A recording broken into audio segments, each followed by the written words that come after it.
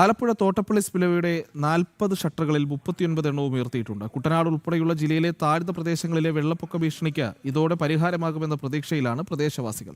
മിഥുൻ മുരളി തയ്യാറാക്കിയ റിപ്പോർട്ടിലേക്ക്.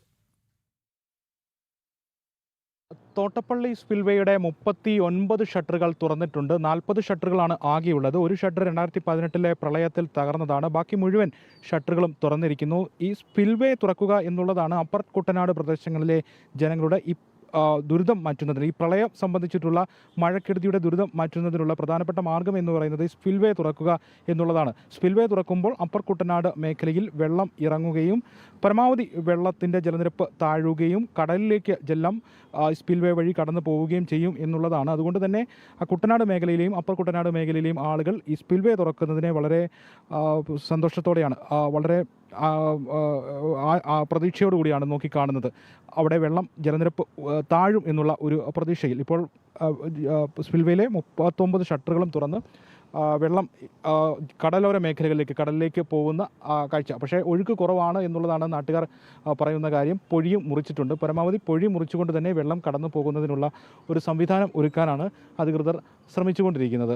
അതുകൊണ്ട് വരും മണിക്കൂറുകളിൽ ഒരുപക്ഷെ അപ്പർ കുട്ടനാട്, തലവടി, എടത്വ തുടങ്ങിയ മേഖലകൾ, കുട്ടനാടിൻ്റെ വിവിധ പ്രദേശങ്ങൾ, ഈ ഭാഗങ്ങളിലൊക്കെ ജലനിരപ്പ് താഴും. അവിടെ റോഡുകളിലടക്കം വീടുകളിലടക്കം വെള്ളം കയറിയിട്ടുണ്ട്. ആ വെള്ളം കയറിയിരിക്കുന്നതിനൊക്കെ ഒരു ശമനം ഉണ്ടാകുമെന്നുള്ളൊരു പ്രതീക്ഷയാണ് ആ മേഖലയിലുള്ള ആളുകൾക്ക് പറയാനുള്ളത്. ഇപ്പോൾ ഒരു പ്രദേശവാസി കൂടി നമുക്കൊപ്പം ചേരുന്നുണ്ട്.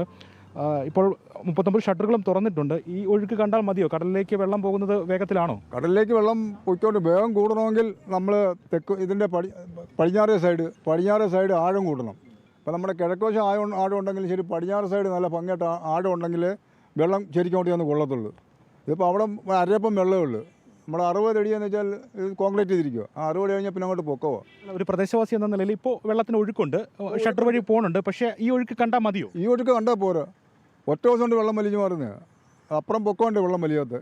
സാങ്കേതിക പ്രശ്നം ഇപ്പോൾ നിലനിൽക്കുന്നതുകൊണ്ടാണ് ഈ ഒരു സാധാരണ ഈ തടസ്സം ഇങ്ങനെ മണ്ണ് കിടക്കുന്നതാണ് ഇത് പെയ്യെ ഒഴുകുന്നതിൻ്റെ കാര്യം.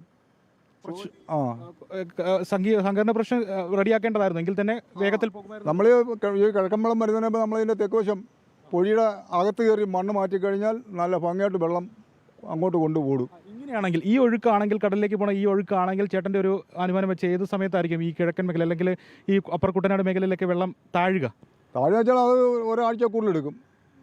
ഇങ്ങനെയാണെങ്കിൽ ഒരാഴ്ച കൂടുതൽ പിടിക്കും.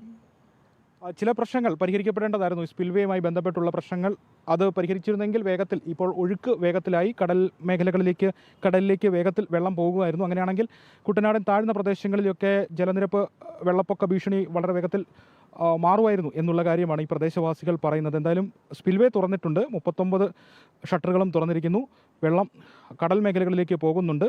ആ പ്രതീക്ഷ ആ കുട്ടനാട് മേഖലയിലെ ജനങ്ങൾക്കുമുണ്ട്. അവിടെ ജലനിരപ്പ് താഴും, വെള്ളപ്പൊക്ക ഭീഷണി മാറും എന്നുള്ള ഒരു പ്രതീക്ഷയാണ് കുട്ടനാടുകാർക്ക് ഉള്ളത്. ക്യാമറമാൻ ഹരികൃഷ്ണൻ ഹരിപ്പാടിനൊപ്പം മിഥുൻ മുരളി.